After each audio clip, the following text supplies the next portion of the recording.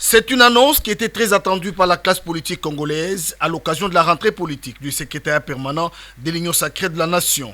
Le professeur André Mbatabetoukoumé Soumangou a, au cours de la conférence de presse, ce lundi 30 septembre 2024, donné des éclaircissements sur plusieurs sujets d'actualité en République démocratique du Congo.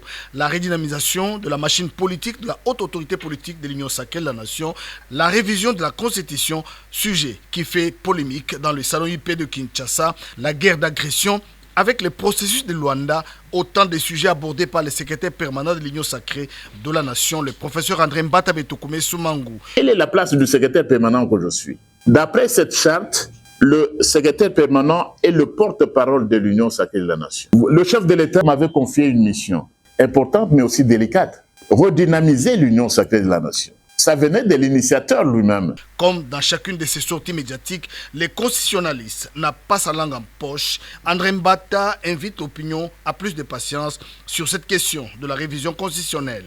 Une déclaration de l'Union sacrée de la Nation sera faite bientôt, mais tout de même, l'acte constitutionnel est le meilleur, mais pas éternel, lâche le professeur des droits constitutionnels, André Mbatabetoukoumé Soumangou, et le procès de Luanda de s'inviter au débat. Le secrétaire permanent rappelle. Le processus de Luanda, nous sommes totalement d'accord avec ce que le chef de l'État a dit à New York.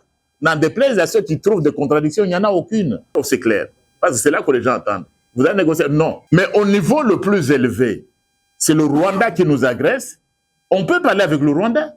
Lors de cette importante conférence de presse, le secrétaire permanent de l'Union sacrée de la Nation est clair. L'Union sacrée se porte bien et certaines frustrations ne peuvent en aucun cas entamer les morales de la plateforme présidentielle. Il a par ailleurs annoncé l'inauguration pour bientôt du siège du secrétaire permanent de l'Union sacrée de la Nation. Les derniers réglages sont en cours.